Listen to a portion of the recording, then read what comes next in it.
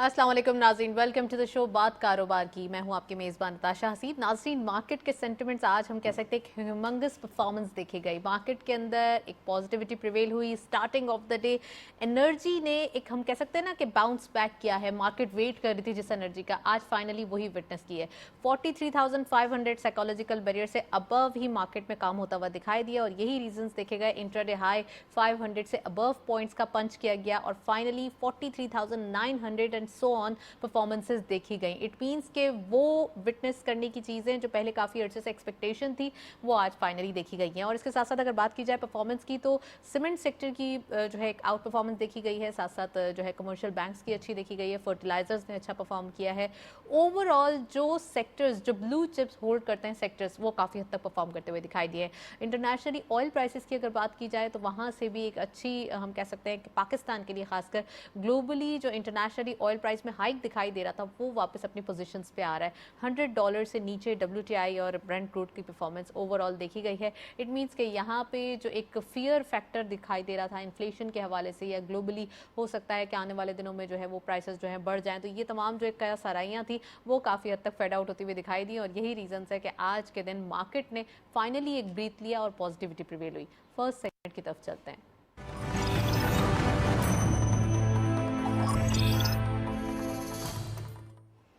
Let's have a look on daily highlights. आज की market की परफॉर्मेंस देखते चलते हैं। ओपन हुई मार्केट 43,719.82 के लेवल पर। हायर साइड मार्केट गई 44,281.27। Lower was 43,719.82 and finally closure देखा गया 43,975.69 का, यानी कि हम थोड़ा सा अगर पॉइंट्स और गेन कर लेते तो आज 44,000 का लेवल इंटैक्ट हो जाता। 255.87 का इजाफा आज के दिन देखा गया। टर्नओवर में करंटली मार्केट है 236.5 मिलियन शेयर ट्रेड किए गए हैं। कल के मुकाबले में गेंस जो है मजीद देखे गए हैं 48.05 एंड वैल्यू इज़ गुड कल के मुकाबले में। और हम कह सकते हैं मंडे से लेकर आज के दिन जो है वो बेहतरीन वैल्यू आज देखी गई है। ये भी इतनी ज़्यादा हम कह सकते हैं कि मजबूत नहीं है लेकिन सही है। 5.79 बिलियन रुपीज़ आज के दिन काम होता हुआ दिखाई दिया। वॉल्यूम डीटेल्स में only one script being in green territory. Flying right shares इस लिस्ट को लीड कर रहे हैं 0.05 के साथ डिक्लाइन। 0.09 पे closure. 22.34 million shares traded. WTL again limelight में 0.03 का डिक्लाइन। 1.65 पे closure. 19.69 million shares traded and lastly treat 0.3 का गेन देखा गया। 31.29 पे क्लोजर रहा। 15.22 का कारोबार रहा। अच्छा, आज हम कह सकते हैं कि टेक्नोलॉजी सेक्टर में भी बहुत तेजी देखी गई। ओवरऑल पॉजिटिव जोन देखा जा रहा है। पेनी स्टॉक्स में काम होता हुआ ज़्यादा दिखाई दिया है। समहाउ ब्लू चिप्स के लिए काफ़ी हद तक एक पॉजिटिव हम कह सकते हैं कि अपॉर्चुनिटी मौजूद है। हमारे साथ ओवर कॉल मौजूद हैं कामरान नासिर साहब, आप CEO हैं JS ग्लोबल के। उनको खुशामदीद कहते हैं प्रोग्राम में। अस्सलाम वालेकुम sir, welcome to the show. वालेकुम सलाम, थैंक यू फॉर हैविंग मी।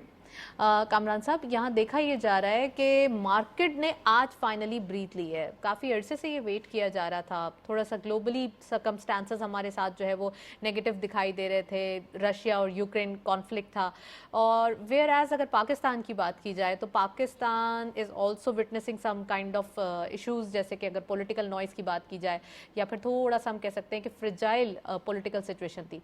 तो प्लीज़ ज़रा आप ये बताइए कि अब मार्केट के अंदर जो ब्रीथ आई है फाइनली अब क्या सर्कमस्टांसेस हम नियर फ्यूचर विटनेस करने वाले हैं?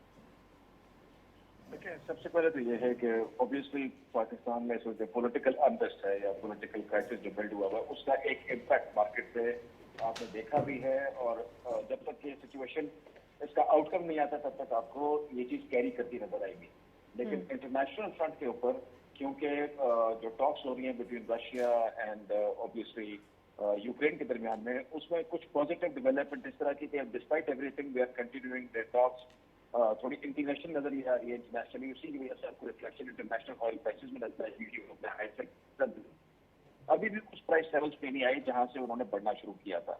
सो वो जो एक रिस्पाइट आपको मिली है कमोडिटी प्राइसेस के अंदर, उसकी वजह से मार्केट परफॉर्मेंस पाकिस्तान में आपको पहले से बेहतर देखने को मिली है। लेकिन इवन गोइंग फॉरवर्ड जो चीज हमें गौर करनी पड़ेगी कि पाकिस्तान मार्केट्स में अगर आप कहें कि मार्केट का प्रॉपर रिबाउंड आपने देखना है तो वो आपको नजर आएगा जब ये पॉलिटिकल अनसर्टेनिटी जरा खत्म हो और दूसरी बात आपका जो 7th रिव्यू IMF के साथ चल रहा है वो फुली कंक्लूड हो। देन यू कैन से कि डायरेक्शन जो है उसकी सिम्त बिल्कुल तयन हो जाएगी बिकॉज मार्केट बहुत सस्ती है इस वक्त 5 के मल्टीपल से नीचे ट्रेड कर रही है और इसके अंदर हमें ये नजर आता है कि यहाँ से अपसाइड बहुत अच्छी है। सिर्फ और सिर्फ क्लैरिटी इन दो चीजों में आने की जरूरत है। क्लैरिटी बस आप कह सकते हैं कि चीज़ों में आने की ज़रूरत है, लेकिन आज के दिन जो परफॉर्मेंस देखी गई है उससे तो ये लगता है कि अब फाइनली इन्वेस्टर्स जो हैं वो उनको एक ट्रस्ट हो गया है, मार्केट में कॉन्फिडेंस आ गया है। तो कामरान साहब, अभी जो पॉलिटिकल नॉइज़ थोड़ा सा दिखाई दे रहा है, नो कॉन्फिडेंस मोशन की बात की जा रही है और समटाइम्स ऐसा लगता है थोड़ा सा ड्रैग कर रहे हैं ये हमारे जो एक इकोनॉमिक पॉलिसीज़ हैं या इकोनॉमिक जो ट्रैक पे दिखाई दे रही है कंडीशन, इसके बारे में क्या कहेंगे? देखिए, पाकिस्तान की इकोनॉमिक चैलेंजेस तो हैं और मेरा नहीं ख्याल कि ये इतना आसान काम है किसी भी गवर्नमेंट के लिए। जिस तरीके से भी ये गवर्नमेंट उसको लेके चल रही है, बहरहाल उसमें कई चीजें बहुत अच्छी हुई हैं और वो टाइम टेकिंग प्रोसेस है। मैं आपके शो से पहले भी आके कहता रहा हूँ कि कई ऐसी पॉलिसीज जिस गवर्नमेंट ने बनाई है जिनका फायदा शायद इन्हें नहीं होगा, आने वाली गवर्नमेंट को होगा, क्योंकि वो एक फंडामेंटल चेंज था हमारी सोच के अंदर और हमारी इकोनॉमिक पॉलिसी मेकिंग के अंदर। सो उसका जो इम्पैक्ट है वो आने वाले दिन जरूर नजर आएगा। सो इकोनॉमिक पॉलिसीज के अंदर मुझे नहीं लगता कि कोई इतना बड़ा रूम मौजूद है इस वक्त, या आपके पास इतनी कैपेसिटी है कि आप कुछ ऐसा चेंज फॉरन ला सके कि जो कि आपको जिसे कहते हैं ना अप्स एंड डाउन, कोई आपको चेंज नजर आ जाए, ऐसा नहीं आता। जो मुझे नजर आता है इस वक्त प्रेडोमिनेंटली आपकी पॉलिटिकल सिचुएशन जो इस वक्त जिस दौर से गुजर रही है, ये वोट ऑफ नो कॉन्फिडेंस और ये सारा मार्केट को पुल डाउन किए रखेगी और जो एक्टिविटी मजीद आनी चाहिए वो तब तक आपको इतनी इफेक्टिव नजर नहीं आएगी जब तक कि इस पे एक क्लियर कट पिक्चर आपके सामने नहीं होगी कि डायरेक्शन किधर जा रही है। So that is important to happen. बाकी जियो पोलिटिकल साइड इस वक्त बहुत इंपॉर्टेंट है क्योंकि पाकिस्तान हमेशा उससे इफेक्ट होता है। कोई भी कंट्री अगर आप देखेंगे कि पीछे जब से ये रशिया और यूक्रेन कॉन्फ्लिक्ट हुआ, सो इंटरनेशनल मार्केट्स ने उसके ऊपर बड़ी सिवियर किस्म की बीटिंग दी है और वही नजर आपको पाकिस्तान में भी आया होगा। सो कमोडिटीज प्राइसेस का नीचे आना इम्पेरेटिव है, क्योंकि अगर वो नीचे नहीं आती हैं तो हर कंट्री के लिए इकोनॉमिक प्रॉब्लम्स जो है वो बढ़ जाएंगी। मैं अक्सर इसको कहता हूँ कि आपको गवर्नमेंट पर अगर तनकीद करनी है तो उन प्रॉब्लम्स की कीजिए जिनको वो कंट्रोल कर सकते हैं। इस वक्त जो आपकी इकोनॉमी की चैलेंजेस हैं उसमें बहुत ज्यादा जो हाथ है वो अनकंट्रोलेबल फैक्टर्स का है जिसमें गवर्नमेंट कुछ नहीं कर सकती। आज के दिन में तेल की प्राइस चाहते हुए हम $80 नहीं कर सकते।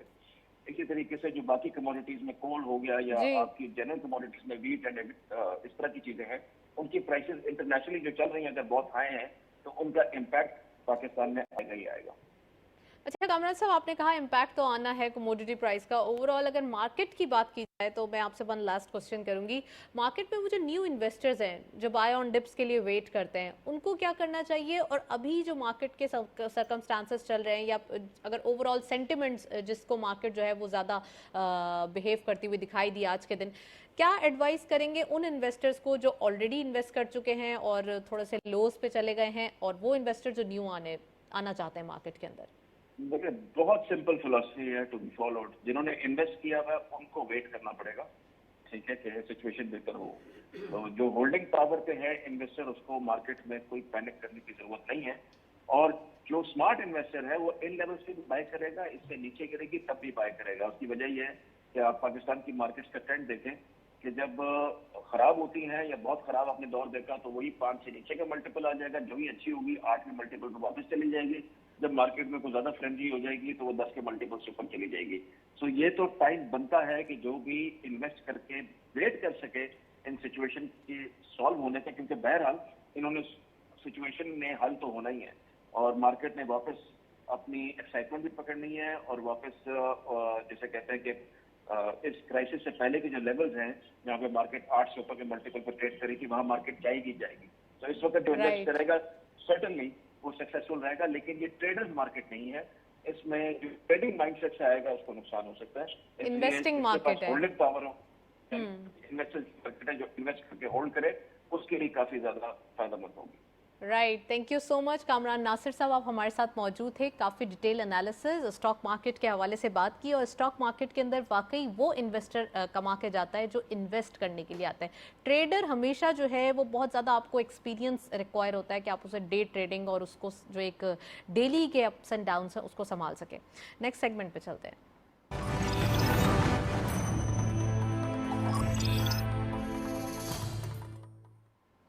टॉपिक ऑफ द डे में ओवरऑल आज हमने स्टॉक मार्केट की सिचुएशन देखी तो सबसे ज़्यादा जो चीज़ हर्ट करते हुए दिखाई दे रही है वो है जो आजकल पाकिस्तान की पॉलिटिकल सिनेरियो दिखाई दे रहा है, यानी कि नो कॉन्फिडेंस मोशन की बात की जा रही है, नो ट्रस्ट मोशन। तो ये एक्चुअली क्या कितना ज़्यादा हम कह सकते हैं कि जो ओवरऑल इकोनॉमिक पॉलिसीज़ हैं, इकोनॉमिक कंडीशन है, उसको ड्रैग कर रहा है। बिकॉज चीज़ें जब बिल्कुल स्मूथ चल रही होती हैं तो कोई ना कोई ऐसी हर्डल आ जाती है जो कि दुश्मन अनासिर होते हैं कि कह सकते हैं कि पाकिस्तान को ज़्यादा तरक्की करते हुए नहीं दे सकते। तो वो टॉपिक आज हम डिस्कस करने वाले हैं कि आखिर क्यों चीज़ों को ड्रैग किया जा रहा है, इकोनॉमिक कंडीशन को क्यों स्पॉइल किया जा रहा है। आज के दिन हम ये डिस्कस करेंगे। इसके साथ साथ रुपी जो है वो काफ़ी हद तक हर्ट होता हुआ दिखाई दे रहा है, न्यू लोज बन रहे हैं, क्यों बन रहे हैं, क्या रीजन है, वो भी आज हम डिस्कस करेंगे। क्योंकि जब इकोनॉमिक कंडीशन थोड़ी सी फ्रेजाइल हो जाती है तो सबसे ज़्यादा जो चीज़ सेंसिटिव होती है सबसे पहले वो रिएक्ट करती है। तो रुपी जो है वो ऑलरेडी वैल्यूएशन के अंदर पीछे ही दिखाई दे रहा है। फिर अगर पॉलिटिकली जो इसके ऊपर दबाव हो या फिर हम कह सकते हैं थोड़े से नॉइज़ हो तो वो काफ़ी हद तक रिएक्ट करता है। Thirdly lastly political noise delaying triggers, जो आज का हमने टॉपिक रखा है। New triggers, new investment, Pakistan के अंदर जो एक ईज़ ऑफ डूइंग बिजनेस के हवाले से जो पॉलिसीज़ रखी गई हैं उसमें बहुत सारे लोग हैं जो इन्वेस्टमेंट पॉइंट ऑफ व्यू से सोच रहे हैं। जब हालात थोड़े से हम कह सकते हैं ना कि अभी एक स्मूथ नहीं होते तो इन्वेस्टमेंट भी होल्ड कर जाती हैं। तो क्यों होल्ड कर रही हैं, क्यों ये चीज़ें ट्रैक कर रही हैं, आज हम डिस्कस करते हैं। हमारे साथ वेरी एक्सक्लूसिव गेस्ट मौजूद हैं, उनको प्रोग्राम में खुशामदीद कहते हैं। हमारे साथ मौजूद हैं राशिद सिद्दीकी साहब। आप इंडस्ट्रियलिस्ट भी हैं, इकोनॉमिस्ट भी हैं और फॉर्मर प्रेसिडेंट हैं काटी के। इसके साथ साथ प्रेसिडेंट हैं Pakistan business forum think tank. अस्सलाम वालेकुम sir, welcome to the show sir. Thank you. सबसे पहले ये बताइए राशिद साहब कि ओवरऑल नो कॉन्फिडेंस मोशन की बात चल रही है, पॉलिटिकल नॉइज़ बहुत ज़्यादा बढ़ता हुआ दिखाई दे रहा है, एक गर्मा गर्मी डेली, और ऊपर से प्राइवेट चैनल्स को या हम कह सकते हैं प्राइवेट मीडिया को भी थोड़ा सा एक बहाना चाहिए, डेली की उनके पास एक चटपटी खबरें आ जाती हैं। इस तरीके से बिजनेसेस कितना हर्ट हो रहे हैं, क्योंकि तमाम बिजनेसेस जब ही स्टेबल होते हैं जब आपको एक इन्वायरमेंट स्टेबल मिलता है। अभी के लिए कैसे समराइज़ करेंगे, ये स्टेबिलिटी कहाँ देख रहे हैं? देखें, ये हमारी बड़ी बदकिस्मती है कि एक ऐसे वक्त के ऊपर जब दुनिया पूरी एक ऐसे दोराहे पे खड़ी हुई है कि जहाँ पे आपने देखा होगा कि रशिया और यूक्रेन की जंग चल रही है और मुख्तलिफ ममालिक के ऊपर सैंक्शंस लग रही हैं, और अगर आप इकोनॉमिकली देखें तो पूरी दुनिया की डायनामिक्स जो है वो इस वक्त चेंज हो रही है जी। तो पूरी दुनिया की जो गवर्नमेंट है और पूरी दुनिया की जो मशीनरी है, पूरी दुनिया का जो थिंक टैंक है, वो इस वक्त बहुत ज़्यादा एक्स्ट्रा ऑर्डनरी मसरूफ़ है मॉनिटर करने के लिए कि आने वाले वक्त के अंदर हमारी पॉलिसी क्या हो सकती है, आने वाले वक्त के अंदर दुनिया की डायनामिक्स क्या हो सकती हैं, आने वाले वक्त के अंदर जो दुनिया के शायद 2-3 मुख्तलिफ ग्रुप बनने वाले जा रहे हैं या जो सैंक्शंस लग रही है उनके मतलब उनके क्या क्या साइड इफेक्ट आ सकते हैं। बिल्कुल। तो दुनिया उसकी स्टडी पे लग के और अपने मुल्क की स्ट्रेटजी बना रही है उन आने वाले वक्त के लिए, और हम एक ऐसे वक्त के ऊपर जहाँ पे हमको अपनी स्ट्रेटजी बनानी चाहिए, क्योंकि 22 करोड़ की आवाम है। तो आज हम उलझे हुए हैं वोट ऑफ नो कॉन्फिडेंस के ऊपर, और कोई मतलब लोग अपने अपने शो के ऊपर लगे हुए हैं। कोई कह रहा नहीं जी मैं इतने आदमियों का एक पीढ़ी में करी थी, मैं अपना ही कितना बड़ा शो दिखा दूंगी, वो कह रहे इतना बड़ा शो। तो हम इस वक्त एक एक्स्ट्रा ऑर्डिनरी मुश्किल हालात यहाँ इक़्तिदार की जंग खत्म नहीं हो रही। अगर इकोनॉमिक कंडीशन को साइड में रख दिया जाए, अगर आप इस वक्त देखें तो जितनी अपोजिशन है या जो भी लोग हैं इस वक्त, उनको मुल्क की फिक्र आपको कहीं पे भी नजर नहीं आ रही होगी। उनको सब और सिर्फ वो अपने आप को देख रहे हैं, अपनी पावर को देख रहे हैं, अपनी जमात को देख रहे हैं और अपने इंटरेस्ट को देख रहे हैं, वो मुल्क को नहीं देख रहे हैं।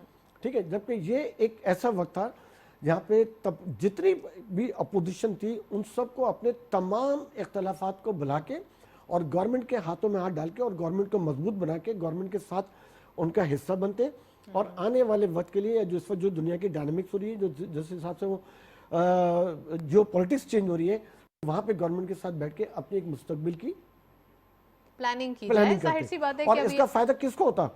इसका फायदा मौजूदा गवर्नमेंट को भी होता है और आने वाली अपोजिशन जो अगर कल हुकूमत में आती है तो उनको भी उसका फायदा होता। लेकिन इसकी वजह से जो आज मुल्क कमजोर हो जाएगा, जो आज हमारी इकोनॉमी तबाह हो जाएगी, या जो देखिए इस गवर्नमेंट ने आने के बाद जितनी मतलब बिजनेस को जितनी तेजी से फरोग दे रहे थे, जितनी तेजी से इंडस्ट्रियलाइजेशन हो रही थी, अब उसके ऊपर ब्रेक लग जाएगा। और जब ब्रेक लगा उसकी वजह ब्रेक क्या लग जाएगा, क्योंकि जब पॉलिटिकल स्टेबिलिटी होती है तो जो इन्वेस्टर्स होते हैं वो अपना पैसा रोक लेंगे। जैसे भी कामरान ने बहुत अच्छा अपना तजिया दिया कि इसके लिए पॉलिटिकल स्टेबिलिटी होना बहुत इंतहाई ज़रूरी होता है। ठीक है, तो उसकी वजह से जो हमारा मुल्क एक अच्छे उसके ऊपर चला गया था, जो हमारी एक अच्छी आपने देखा होगा कि पिछले दिनों में हमारी एक्सपोर्ट बड़ी तेजी से बढ़ती चली जा रही थी, अब उसके ऊपर यकीनन वो कंप्रोमाइज हो जाएगी। एग्जैक्टली जब हमने कल टेक्सटाइल के जो नंबर्स देखे हैं वो लास्ट मंथ से मंथ ऑन मंथ बेसिस पे लो दिखाई दिए। इट मींस के फर्क तो पड़ता है। बिल्कुल। तो ऑब्वियसली जो चीज़ सेंसिटिव होती है, जो हमारी एक होता है ना कि इनकम है, सबसे पहले उसके ऊपर फर्क पड़ता है। तो सर अभी जो पॉलिटिकल ये एक हम कह सकते हैं ये ड्रामा दिखाई दे रहा है, और ये नो कॉन्फिडेंस मोशन की जो एक ये 10 दिन 12 दिन थोड़े डिफिकल्ट मार्केट के लिए या हम कह सकते हैं इकोनॉमी के लिए दिखाई दे रहे हैं, इसको कैसे टैकल किया जाए, चाहे वो स्टॉक मार्केट की बात की जाए, चाहे बिजनेसेस की बात की जाए, क्योंकि कितने ही इन्वेस्टमेंट हैं वो होल्ड पे हो गए हैं। देखिए स्टॉक की जो मार्केट होती है उसके अंदर तो आमतौर से अभी कामना ने बड़ा अच्छा तजिया दिया है कि आमतौर से कहते हैं कि स्टॉक की मार्केट में और प्रॉपर्टी की मार्केट में सिर्फ उन इन्वेस्टर्स को उस इन्वेस्टमेंट के साथ आना चाहिए जिस इन्वेस्टमेंट की उनको जरूरत ना हो, जो वो लॉन्ग टर्म इन्वेस्ट कर सकते हो।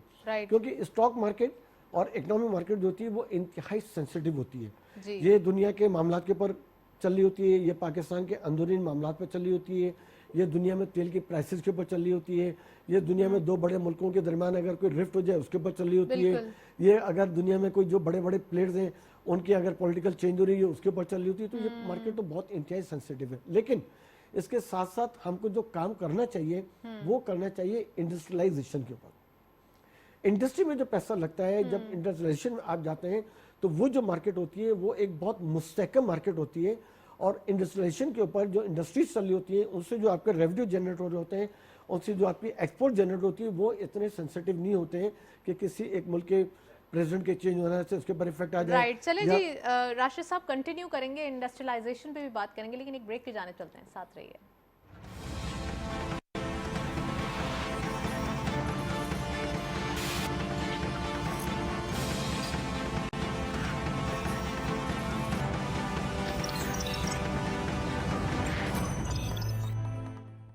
आपको पता है पिछले 20 सालों में स्टॉक मार्केट इन्वेस्टमेंट का रिटर्न 18% सालाना रहा है, यानी कि बाकी ऑप्शंस जैसे कि बैंक, गोल्ड, रियल एस्टेट और डॉलर से काफ़ी बेहतर। अब आप KSB की K-Trade ऐप से घर बैठे डायरेक्ट इन्वेस्टमेंट कर सकते हैं। अकाउंट ओपन करने के लिए www.ksb.com पर जाएं और ओपन अकाउंट पर क्लिक करें।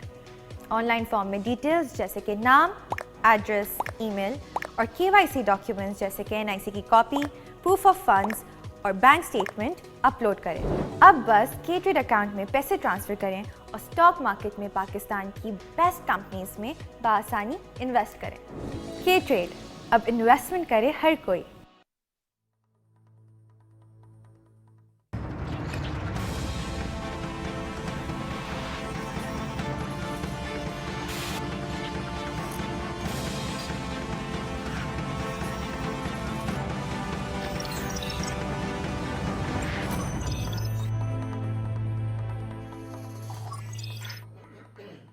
वेलकम बैक नाजरीन, इंडस्ट्रियलाइजेशन के बारे में बात हो रही है ब्रेक से पहले, और इसके साथ साथ हमारे साथ राशिद सिद्दीकी साहब मौजूद हैं। मजीद बात करते हैं। राशिद साहब, एक एक्सपोर्ट को बढ़ाने के लिए सबसे ज़्यादा ज़रूरी है कि आपकी सनतें स्ट्रॉन्ग हो, चाहे वो लार्ज स्केल मैन्युफैक्चरिंग हो, चाहे वो SMEs हो। आपने इंडस्ट्रियलाइजेशन की बात की, इंडस्ट्रियलाइजेशन का सिर्फ एक बेनिफिट नहीं बल्कि इसके बहुत सारे बेनिफिट हैं। हमारे पास सबसे बड़ा इशू अभी एम्प्लॉयमेंट जनरेशन का भी अभी नहीं बल्कि हर वक्त ही रहा है, क्योंकि जैसे जैसे आबादी बढ़ रही है तो एम्प्लॉयमेंट भी जनरेट करने। इंडस्ट्रियलाइजेशन अब जो हो रही है, अगर क्योंकि बढ़ानी भी है, कितनी पॉइंट्स हो रही है, आप समझते हैं कितनी % हो रही है और कितनी ज़्यादा हमें ज़रूरत है? देखिए अभी जो गवर्नमेंट ने पिछले दिनों 600 अरब रुपए का टर्फ का लोन दिया था, अब वो मशीनें आना शुरू हो गई हैं, वो इंडस्ट्रीज आना लगना शुरू हो गई हैं, और जितनी तेजी से वो इंडस्ट्रीज लगती रहेंगी, वो मशीनें आती रहेंगी, आपके रोजगार के मौके पैदा होते रहेंगे, और उतनी तेजी से आपके पास इंपोर्ट भी आपकी कम होती रहेगी और एक्सपोर्ट आपकी बढ़ती चली जाएगी। लेकिन इसके साथ साथ हमको कमोडिटीज़ के ऊपर भी काम करने की इंतहाई इच्छा ज़रूरत है, क्योंकि पाकिस्तान ने अभी पिछले दिनों आप देखें तो तकरीबन 6 मिलियन टन गंदम इंपोर्ट करी है। तो जब हम एक 22 करोड़ के आवाम है और हमारे पास इतनी सारी ज़मीनें पड़ी हुई हैं और हमारे हारी और किसान जो हैं हम उनको अपना लेफ्ट ओवर समझते हैं, तो इन चीज़ों के ऊपर हमको काबू करने की ज़रूरत है। और ये जितने भी ग्रेन्स हैं उनकी हमको इंपोर्ट बंद करके अपने पास ग्रो करना पड़ेगा। जब हम उनको इंपोर्ट करके ग्रो करेंगे तो हमारी इंपोर्ट के डेफिसिट, क्योंकि अभी जैसे अभी कामरान के साथ बात हो रही थी रुपीज़ की, कि रुपये का जो डेफिसिट है, रुपये जो इतना कमजोर डॉलर पैरिटी चलते रहती है, तो देखिए उसकी वजूहत यही है कि देखिए हम जो इंपोर्ट कर रहे हैं, जितनी हम इंपोर्ट कर रहे हैं और जितनी हम एक्सपोर्ट कर रहे हैं, उसका जो डेफिसिट है ना वो बहुत ज़्यादा है जी। तो अगर हम अपने तमाम ग्रेन्स, अपनी गंदम, अपनी चीनी यहाँ पे ग्रो करना शुरू कर दें, चीनी तो पहले ही बहुत है, अगर हम एडिबल ऑयल अपना यहाँ पे ग्रो करना शुरू कर दें और इन तमाम चीज़ की इंपोर्ट को अगर हम बैन कर दें, तो डेफिनेटली हमारा रुपये का जो है वो ज़्यादा मुस्तहकम हो जाएगा। और रुपये हमारा जितना मुस्तहकम होगा उतना हमारे सनतकारों के लिए भी अच्छा है, उतना हमारे ट्रेडर्स के लिए भी अच्छा है, उतना हमारे मुल्क के लिए भी अच्छा है। इसलिए कि जितना आपका डॉलर महंगा होता है उतना आपके मुल्क के कर्जे बढ़ जाते हैं, जितने मुल्क के कर्जे आपके बढ़ते हैं उतना आपका उसके ऊपर सूद बढ़ जाता है।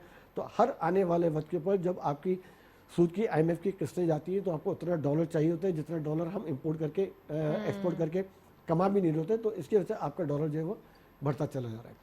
राइट। तो हमको इस वक्त देखें, अगर हम मार्केट में चले हैं तो आपको अंगूर इंपोर्टेड मिलेंगे, आपको सेब इंपोर्ट मिलेगा, आपको सब्जियां इंपोर्टेड मिल जाएंगी। कितनी ज्यादा नॉन एसेंशियल आइटम्स की इंपोर्ट को डिस्करेज किया जाता है, हाँ, उसके बावजूद ये अभी आपको सामने फ्रूट्स इंपोर्टेड मिल होंगे। तो इन तमाम चीज़ों को डिस्करेज करना चाहिए, नहीं हो तो इनके पर पाबंदी लगा देनी चाहिए। और अगर कोई ऐसा मसला, कोई ऐसी मजबूरी हो तो कम से कम इनका ड्यूटी का स्ट्रक्चर ऐसा कर देना चाहिए जिससे ये लोग डिस्करेज हो जाए।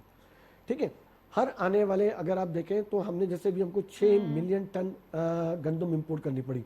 अब इसके लिए जब हमारा डॉलर इतना गया होगा तो डॉलर के डिफरेंस आपका बढ़ जाएगा ना। तो इन चीज़ों के ऊपर हमको देखना पड़ेगा। और इसके लिए जैसे मैं आपको पहले कह चुका हूँ कि हमको एक नेशनल पॉलिसी बनानी चाहिए। राइट। और वो नेशनल पॉलिसी ऐसी होनी चाहिए कि चाहे कोई भी गवर्नमेंट आ जाए वो पॉलिसी चेंज नहीं होगी। ठीक है ना, तो जाके हम ग्रो करेंगे। आमतौर से ऐसा होता है कि अगर आज इस गवर्नमेंट ने एक अच्छी पॉलिसी बना दी और ये गवर्नमेंट चली गई तो आने वाली गवर्नमेंट उस पॉलिसी को किसी भी हाल में कंटिन्यू करेगी नहीं जी इसमें ये प्रॉब्लम है। क्योंकि वो कहेंगे यार अगर ये चलती रहेगी तो ये इनका खाते में जाती रहेगी, इनके नंबर बढ़ते रहेंगे। तो वो मुल्क को देखने के बजाय, पाकिस्तान को देखने के बजाय एक अपनी अना को देखते हैं। आप समझते हैं कि पुरानी गवर्नमेंट की कोई ऐसी पॉलिसी थी जिसको नहीं बंद करना चाहिए था? बहुत सारी ऐसी पॉलिसी थी।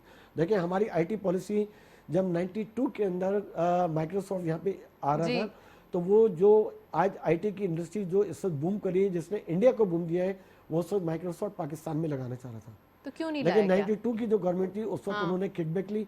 अब वो मालिक इंडिया से उन्होंने जो भी करा, लेकिन उन्होंने माइक्रोसॉफ्ट को यहाँ पे जगह नहीं दी।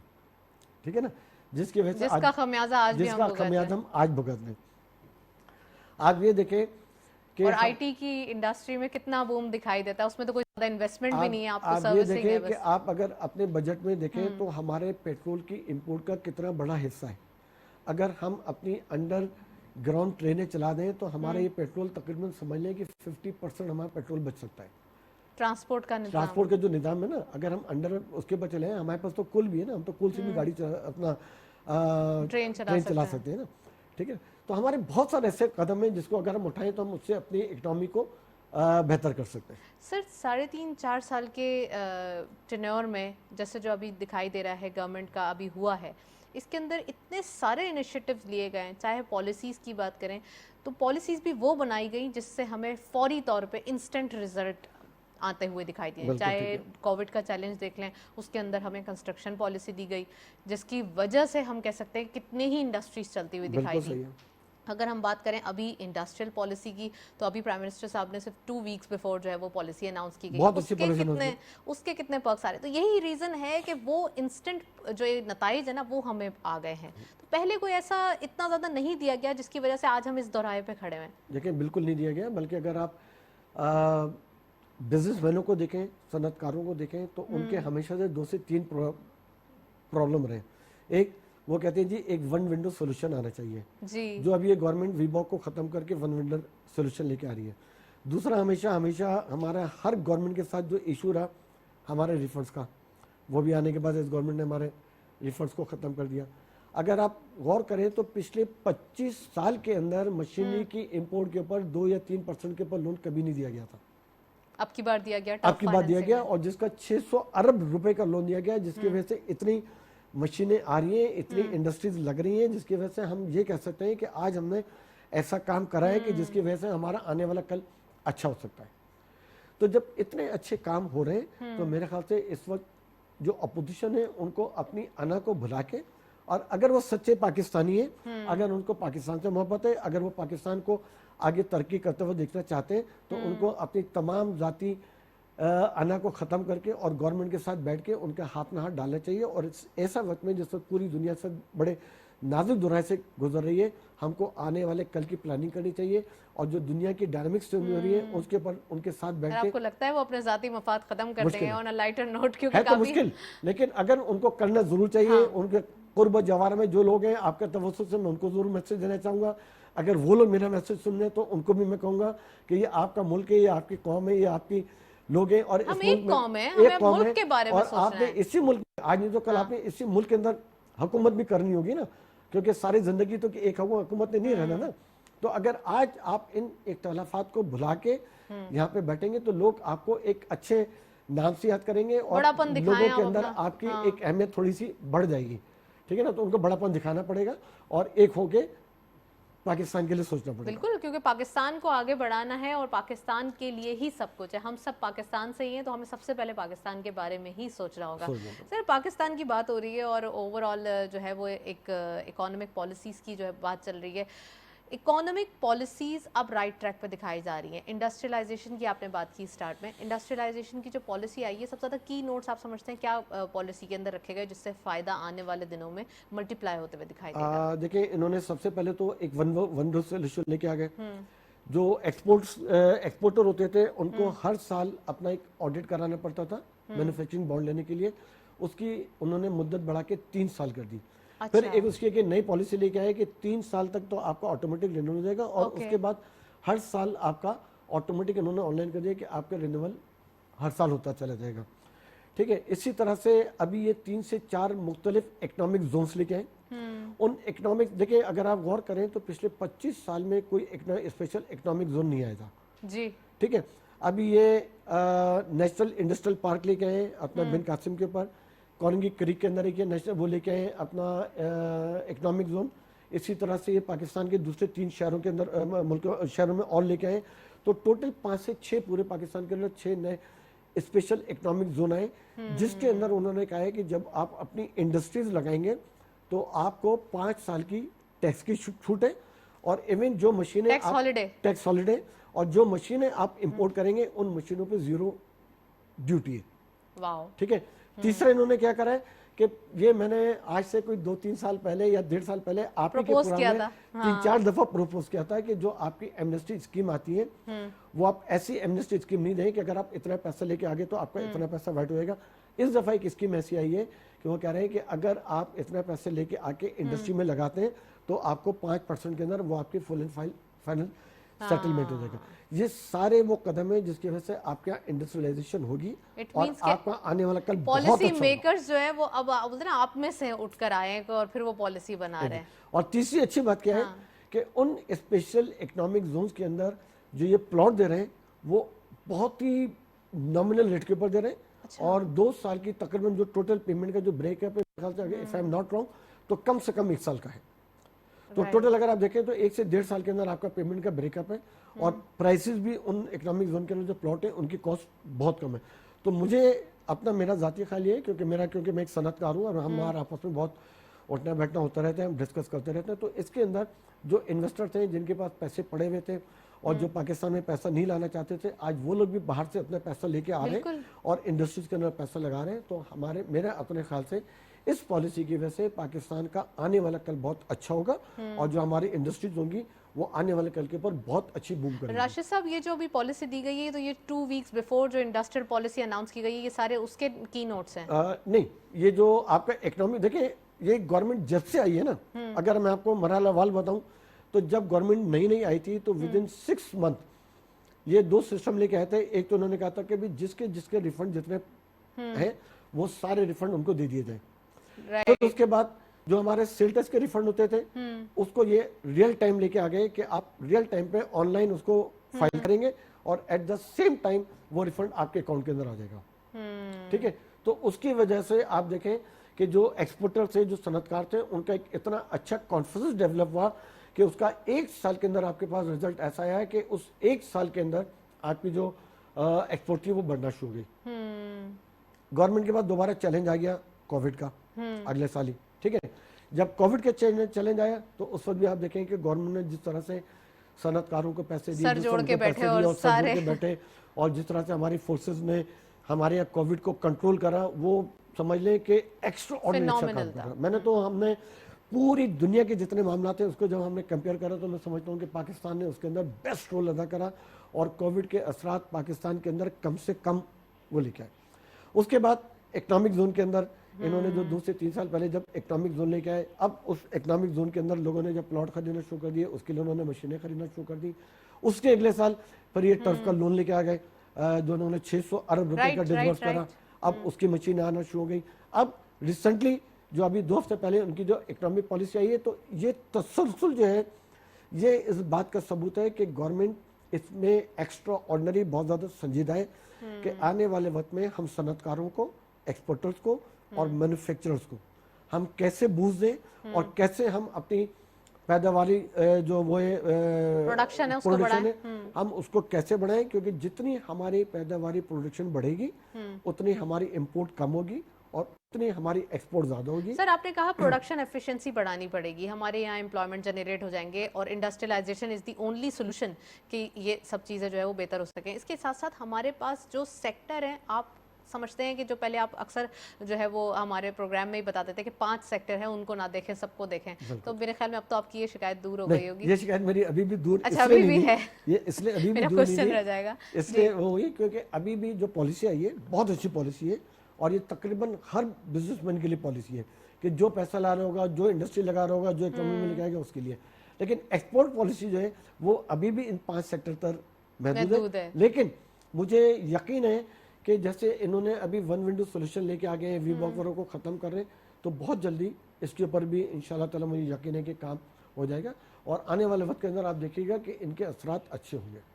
राइट तो सर एक्सपोर्ट पॉलिसी के अंदर आप क्या प्रपोज करना चाहते हैं कि उसके अंदर ये जो है वो पॉइंट्स होने चाहिए, क्योंकि इंडस्ट्रियल पॉलिसी में तो आप बहुत हैप्पी दिखाई दे रहे हैं। एक्सपोर्ट पॉलिसी के अंदर मैं ये प्रपोज करना चाहूंगा कि सबसे पहले हमको वो सारे सेक्टर देखने चाहिए कि जो सेक्टर पहले एक्सपोर्ट किया करते थे और अब वो एक्सपोर्ट नहीं कर रहे। ओके ठीक है, उनमें जैसे मैं आपको बताऊं हमारी स्पोर्ट्स गुड बहुत ज्यादा एक्सपोर्ट हुआ करती थी, आज उसकी वो बहुत डिक्लाइन हो गई है। हमारे सर्जिकल गुड्स हमारी सियालकोट से एक्स्ट्रा ऑर्डिनरी हमारी एक्सपोर्ट हुआ करती थी, जो आजकल तकरीबन ऑलमोस्ट। राशिद साहब मैं आपको पॉज करूंगी, एक्सपोर्ट सेक्टर के ऊपर भी बात करेंगे, लेकिन एक ब्रेक की जानिब चलते हैं, साथ रहिए।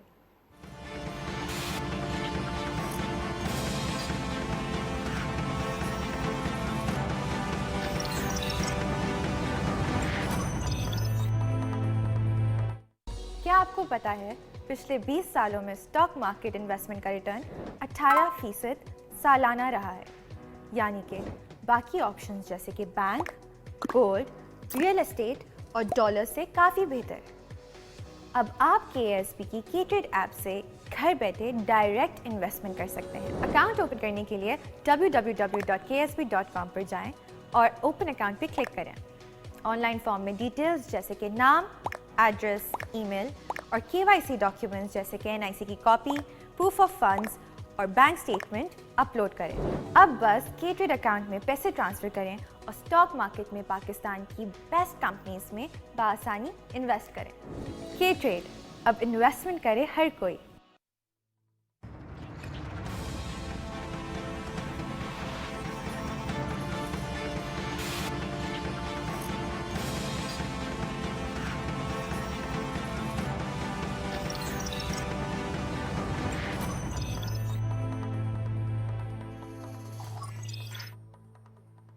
वेलकम बैक नाजरीन, एक्सपोर्ट के ऊपर बात कर रहे हैं, राशिद साहब मौजूद हैं, मजीद बात करते हैं। राशिद साहब एक्सपोर्ट पे जो मैं ऑफ द रिकॉर्ड भी आपसे कुछ बात कर रही थी, यही मेरा सवाल है कि एक्सपोर्ट इंडस्ट्री को बढ़ाने के लिए फेडरल गवर्नमेंट इतनी कीन दिखाई देती है, तो क्या प्रोविंशियल लेवल पे भी काम हो रहा है?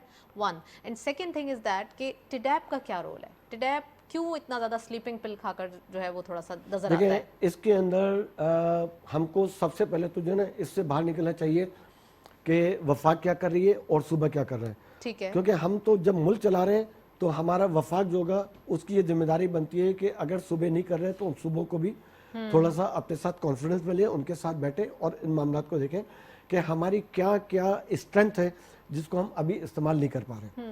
ठीक है, टिडैप को क्या करना चाहिए और वफाक को क्या करना चाहिए? देखिए, वफाक को ये करना चाहिए कि उन्होंने जितने ममालिक के अंदर अपने ट्रेड कमिश्नर भेजे हुए उनको चाहिए कि अपने हर सीजन के अंदर उन आइटम की मार्केटिंग करें। मिसाल के तौर पे हमारा जो चावल है इसकी दुनिया में बहुत बड़ी मार्केट है। ठीक है, लेकिन इस वक्त जितने बिजनेसमैन हैं, जितने चावल के व्यापारी हैं, वो टोटल एक्सपोर्ट अपने बलबूते पे कर रहे हैं। जिन मुल्कों में उनकी पहुंच है वहां पे कर रहे हैं, लेकिन हमारे जो ट्रेड कमिश्नर हैं उनका किरदार इसके अंदर ऑलमोस्ट जीरो के बराबर है। ठीक है, इसी तरह हमारा आम दुनिया का वो फिर एक बेहतरीन अलग आम- डिबेट हो जाएगी, लेकिन राइस एक्सपोर्टर्स भी चाहते हैं कि उनको भी एक जोन प्रोवाइड किया जाए, बिल्कुल उनको एक करना अपना चाहिए। जोन देना चाहिए। देखिए असूली तौर पे तो फिफ्थ लार्जेस्ट प्रोड्यूसर है असूली पाकिस्तान। तौर पे तो टीडीएफ को क्या करना चाहिए कि मुख्तलिफ ममालिक में वन सिंगल कंट्री शो करना चाहिए। जैसे अगर मिसाल दे रहा हूँ कि अगर कनाडा में एक शो करें और पाकिस्तान की जितनी भी मसनूआत एक्सपोर्ट हो रही है उन सब के वहाँ पे टीडीएफ को चाहिए कि एक्सपो कर दे, उन तमाम मार्केट की कर दे। एक्सपो वहाँ पे करें। ठीक है ना, जो टेक्सटाइल एक्सपोर्ट कर रहा है उसको वहाँ पे स्टॉल लगवाएं, जो पैकेजिंग एक्सपोर्ट कर रहा है इसको स्टॉल वहाँ पे लगवाएं, जो आम एक्सपोर्टर है वो अपना स्टॉल लगाए, जो किनू का एक्सपोर्टर है वो वहाँ पे लगाए, जो वेजिटेबल एक्सपोर्ट कर रहे हैं उनको Right. लगाए, जो सर्जिकल गुड एक्सपोर्ट कर रहे थे वो सर्जिकल गुड वहाँ पे लगाए। अच्छा, ऐसे जो अक्सर export- मैं ये लूंगा आपको। कंट्रीज नहीं, के नहीं, होते हैं मार्केटिंग। मैं वही कह रहा हूँ ना, जो स्पोर्ट्स गुड एक्सपोर्ट कर रहे हैं वो अपनी मसनूआत वहाँ पे लगाए। जब वो हर कंट्री के अंदर एक एक इंडिविजुअल एक्सपो लगाएंगे और वहाँ पे पाकिस्तान की वो तमाम आइटम जब वहाँ पे उसकी मार्केटिंग करेंगे जो पाकिस्तान दिगर ममालिक में एक्सपोर्ट कर रहा है, तो आप यकीन माने कि हर उस मुल्क में जहाँ पे टीडीएफ वन कंट्री एग्जीबिशन करेगा वहाँ से मैं आपको गारंटेड करूंगा कि वहाँ से अच्छा खासा बिजनेस हर एक्सपो में वो लेके आएंगे। Trade under one roof. Trade नहीं, जैसे होता है एक तो एक्सपो होती है Right. कि पाकिस्तान में एक्सपो लग रही है और पूरी दुनिया से लोग आ रहे हैं। ठीक है ना, मैं चाहूंगा कि वो ऐसा करें कि जो कनाडा का कौंसल जनरल है वो कनाडा के अंदर एक पाकिस्तानी सिर्फ पाकिस्तानी वहां पे लोग होंगे और दुनिया के कोई लोग नहीं होंगे।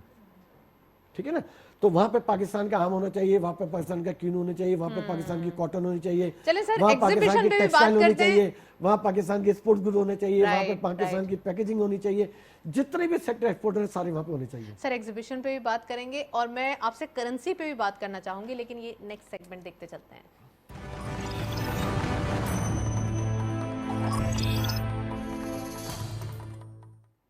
कमोडिटीज और फॉरेक्स की लेटेस्ट अपडेट आज की मार्केट के देखते चलते हैं। गोल्ड की पर तोला प्राइस 1,29,200 रुपीज, गोल्ड पर 10 ग्राम 1,10,770 रुपीज, इंटरनेशनल गोल्ड रेट पर 1924.92 डॉलर, ऑयल WTI पर बैरल 95.9, ऑयल ब्रेंट क्रूड पर बैरल 99.24। इट मींस के both in range bond. I think हम कह सकते हैं कि इसको $100 से नीचे ही अब आने वाले दिनों में नजर आएंगे। करेंसीज में सबसे पहले यूरो बाइंग रही 195.5, selling was 197.5. UK pound buying रही 233 rupees, selling was 235.5. US dollar buying रही 179.4, selling was 180.85. Chinese yuan buying रही 23.55, selling was 23.95.